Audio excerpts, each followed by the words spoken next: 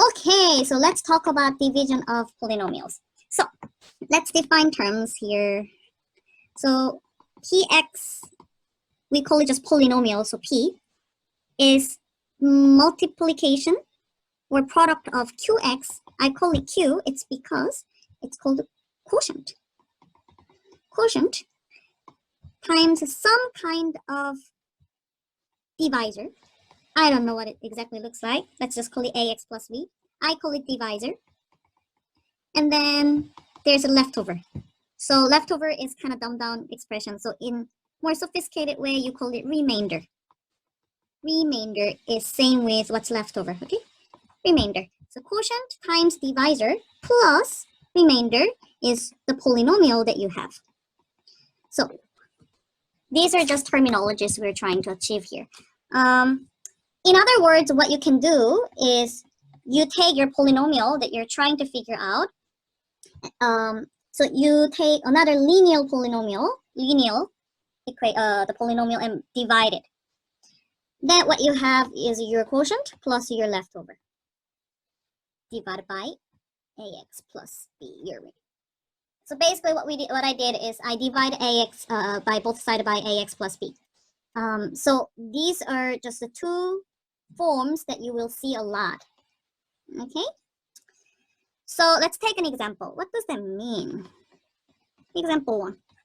I have px is 2x cubed plus 7x squared plus 10x plus 15. And then what I'm trying to do is I try to divide everything x plus 2. That's my linear divisor. So I have polynomial and then take my divisor x plus 2 and divide it. Then what do I have? That's my question. Okay, my first step, you might have learned it in division algorithm. Division algorithm is what you have learned in elementary school, maybe in the 2nd grade or 1st grade, I don't know, depending on the school. You write down what you're trying to divide. So in this case, my px, which is my polynomial, the number, original number, and then you're going to take your divisor, what you're going to divide by.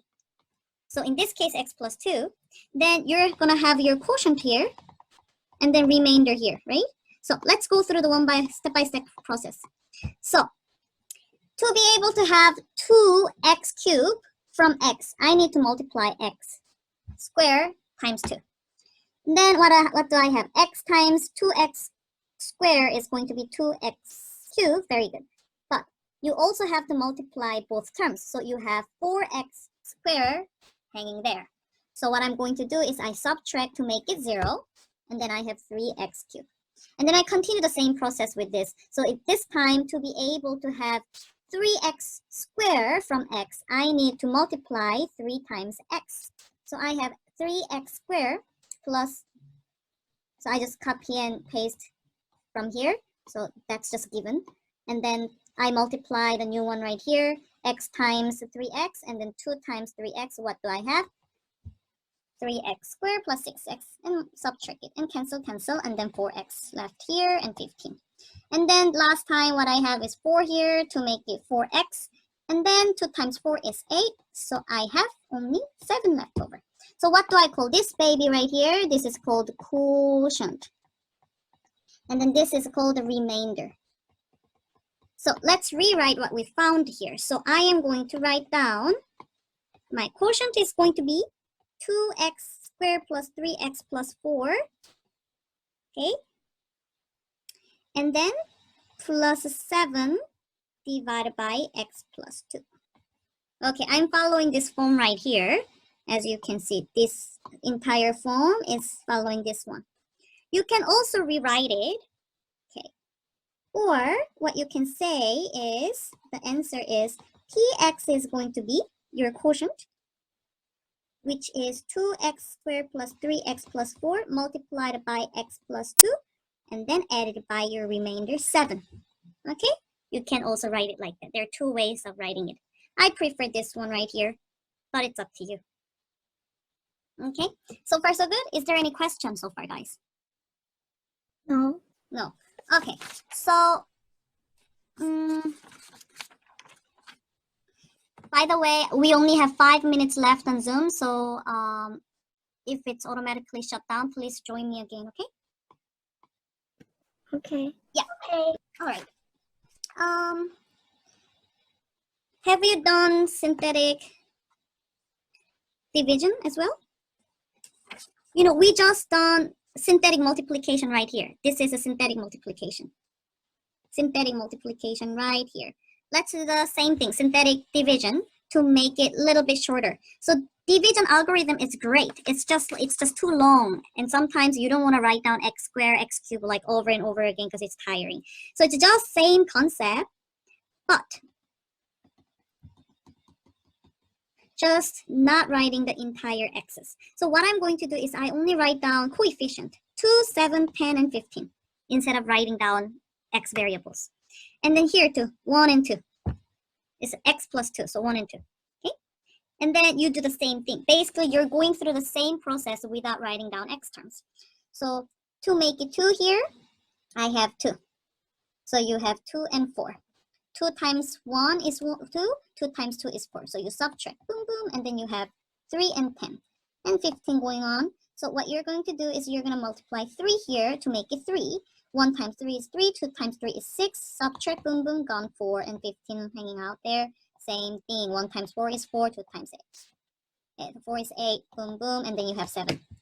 Right? It's exactly the same thing. So what you have here is only thing you have to worry about is leading coefficient. So you just write down, sorry, your variable terms. This is cube, and then 3x plus 4, and then you have 7 remainder. Okay, this is how you do it as well. So it's just like a more like lazy version of doing it for lazy people like me. Are you okay? Any question on synthetic division so far? No. No? Okay. So is it coming back to you from last year? Mm-hmm. Yeah. So you might have learned all of this. Vicky, have you learned this like polynomial division last year? Yes. Okay, so it's all ready for you. So let's talk about a few examples, and then we can finish today because it's only review. Example 2, this case. All right, so I am going to subtract x cubed minus x squared minus 3x minus 5, everything divided by x minus 3. Okay, and then example 3. Please write it down. Okay, write this down. What you're gonna do is I'm gonna give you 5 minutes. The Zoom is gonna close soon. So you write it down on your piece of paper, and then you try it by yourself, and then you give me the right answer in 5 minutes. Okay?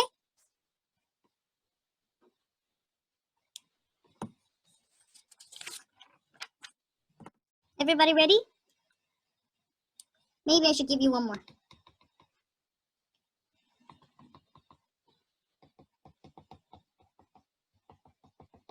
One more. Okay, let's try 1, 2, 3 problems. Have you written it down, guys?